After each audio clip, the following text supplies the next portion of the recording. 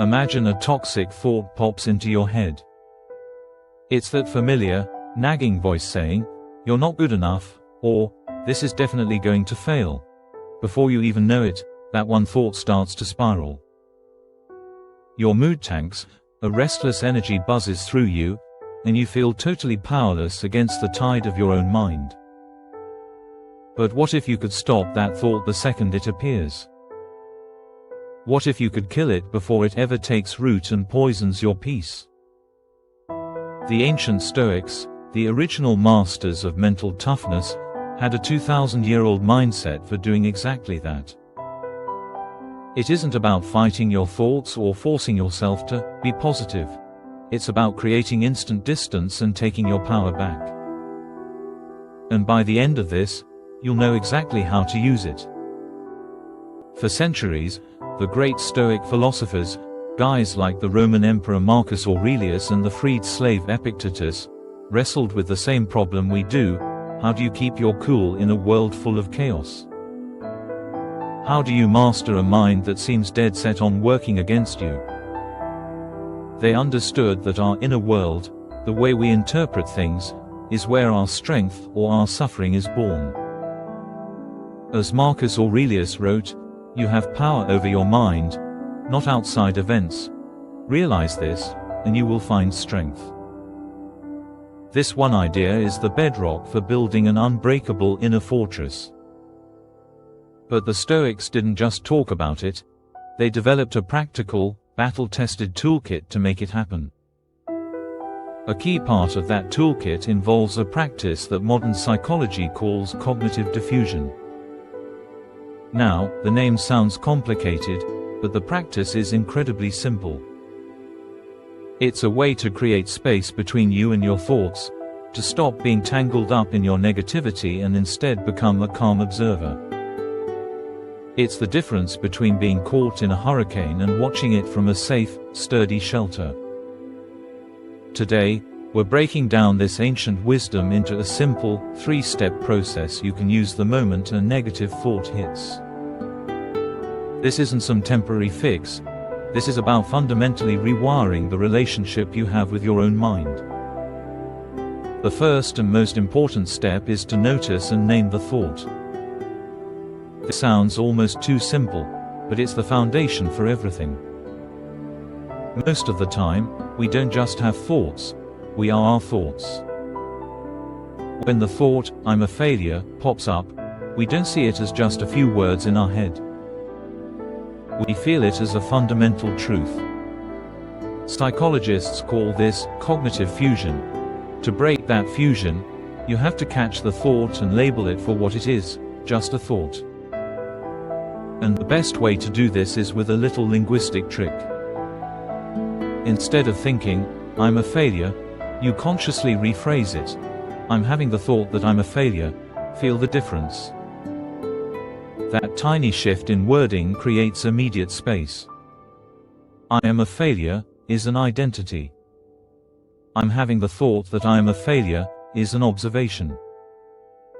You're no longer the thought, you're the one noticing the thought. Let's use a modern example. You text a friend, and hours pass with no reply. Your mind might instantly leap to, "They're mad at me," or "I said something stupid." These thoughts kick up anxiety and self-doubt. The moment you catch that happening, apply the technique. Instead of, "They're mad at me," tell yourself, "I'm noticing I'm having the thought that they're mad at me." This simple act does two things. First, it interrupts the automatic negative spiral. Second, it lets you see the thought as a story your mind is telling, not a fact. The Stoic philosopher Epictetus told his students to challenge their first impressions by saying, "You are an impression and not at all the thing you appear to be." That's exactly what we're doing here. We're questioning the thought's authority. Try this during your day. Anytime a negative, critical, or anxious thought appears, just notice it and label it. "I'm having the thought that I'm not ready for this meeting." "I'm having the thought that I'll never get this done." This act of separating yourself is the first step to disarming the thought. You aren't your thoughts. You are the sky, and thoughts are just clouds passing by. Once you've noticed and named the thought, creating that first bit of space, the next step is to widen that gap. You do this through a powerful practice of visualization and detachment. To make this real, we can use a fantastic technique from modern therapy that perfectly aligns with Stoic principles. It's called leaves on a stream. You can find a quiet place or just do this in your mind's eye for a minute. Imagine you're sitting beside a gently flowing stream. The water is clear, moving at a slow, steady rhythm. You can hear the soft sounds of the water and see leaves floating on the surface. Now, take that negative thought you just identified, the one you've already labeled as just a thought. Mentally, place that thought onto one of those leaves. If the thought is, "I'm not smart enough," picture those words on a leaf. Then, just watch as that leaf starts to float away from you. Don't push it or try to speed it up.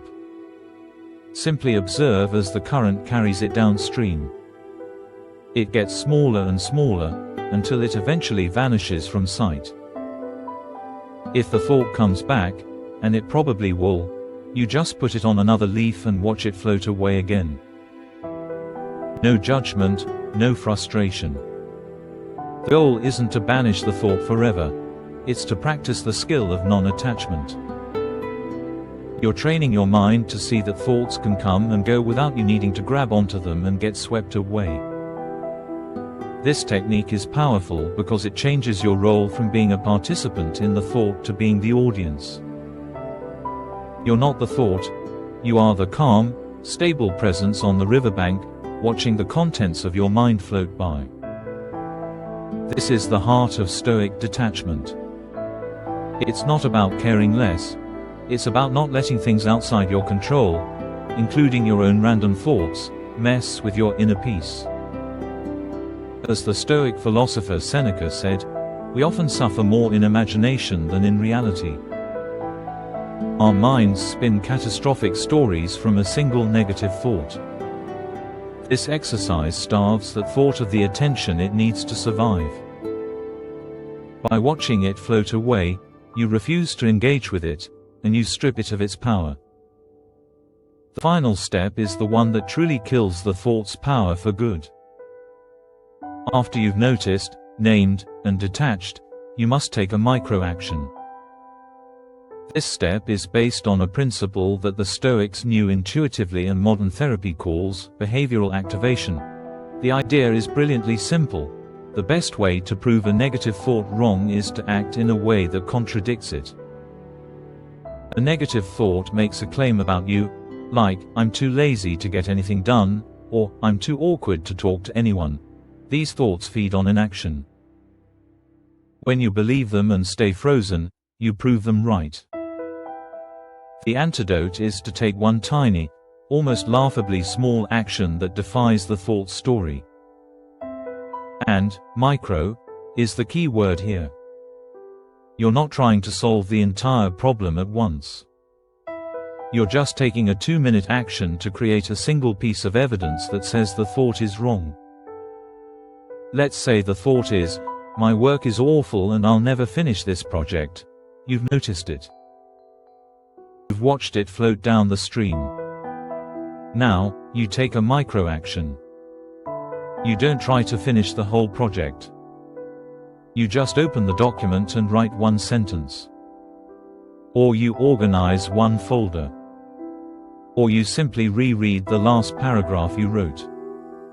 That tiny action sends a powerful signal back to your brain. See? The thought is there, but I'm still in control of my actions. If the thought is, "I'm a bad friend," your micro-action is to send a one-line text to a friend asking how they are. If the thought is, "This house is a disaster and I'm a slob," your micro-action is to wash one dish or put one book back on the shelf. This lines up perfectly with the Stoic focus on what you can and cannot control. You can't always control whether a negative thought pops into your head. but you can always control your next small action. By focusing your energy there, you go from being a passive victim of your thoughts to an active agent in your life. Every micro-action is a vote for the person you want to be. It builds a body of evidence that proves your negative thoughts aren't the truth. Over time, this practice not only disarms the thought in the moment but makes it weaker in the future. You don't win the war against negative thoughts with brute force. You win it with wisdom. Fighting a thought gives it energy. Suppressing it just makes it stronger. But observing it, detaching from it, and acting in spite of it, that's how you take back your mind. This three-step process, inspired by 2,000 years of Stoic wisdom, is your new game plan. First, notice and name the thought by saying, "I'm having the thought that," to create that crucial separation. Next, visualize and detach. Put the thought on a leaf and just watch it float away, practicing the art of non-attachment. And finally, take a micro-action. Prove the thought wrong by taking one tiny step that contradicts its message. This isn't just a cool idea, it's a practice. The more you use this, the more it becomes second nature. You will build a space between what happens to you and how you respond. In that space, you'll find your freedom and your strength. Remember what Marcus Aurelius said, "The soul becomes dyed with the color of its thoughts." Choose to dye your soul not with the fleeting colors of fear and anxiety, but with the enduring colors of resilience, reason, and action. You have power over your mind. Now you know how to use it. The journey to mental mastery starts with a single thought.